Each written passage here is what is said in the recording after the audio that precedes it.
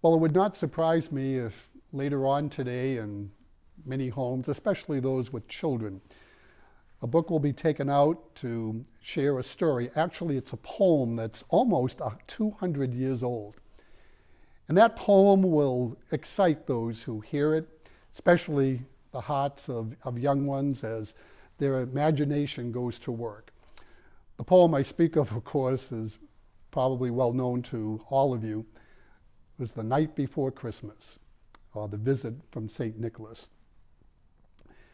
That poem, again, has just really created, I think, for many, again, especially young folks, that imagination that leaves their hearts filled with great hope that promises will be fulfilled with them when this jolly old man in the red suit and the long white beard makes a visit to their home in the midst of the evening and magically bestows upon them the gifts that some have very much been longing for.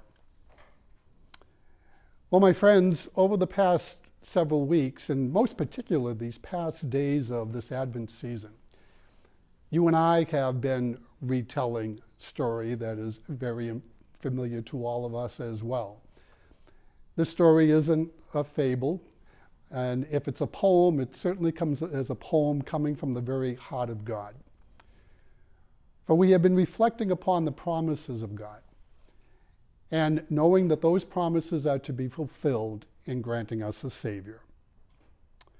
Today in our gospel, we hear the beautiful hymn, the Benedictus, attributed to Zechariah, the father of John the Baptist. Here was a man in his old age, along with his wife, who had just given birth to their son, John. And Zechariah, in the wisdom that he had, inspired by God's Spirit, knew that there was something special about this son that had been given to him and his wife in their old age.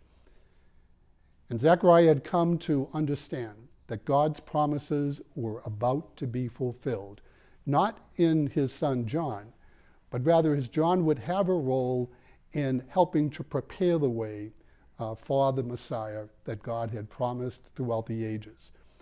It's more than a 200-year-old story like The Night Before Christmas. It's even more than a 2,000-year-old story that we have been privileged to tell again and again, reminding us of the promises that God has made, that we have been granted a Savior in his very Son, Jesus Christ. And like Zechariah, I hope that our hearts have been stirred during these weeks of Advent and will be even more so as we approach this holy night of Christ's birth, to renew ourselves once again in the covenant that God has established with us. I pray that each and every one of you will know the joy, the peace, and the happiness that is meant to flow in our celebrating the nativity of our Savior. And I also pray that, like Zechariah, with your hope rebuilt, and certainly your vision being strong, you continue to tell the story again and again and again, first and foremost in your own life, by the manner in which you are able to profess your faith, live out that faith, and be able to bring that story into the hearts of others.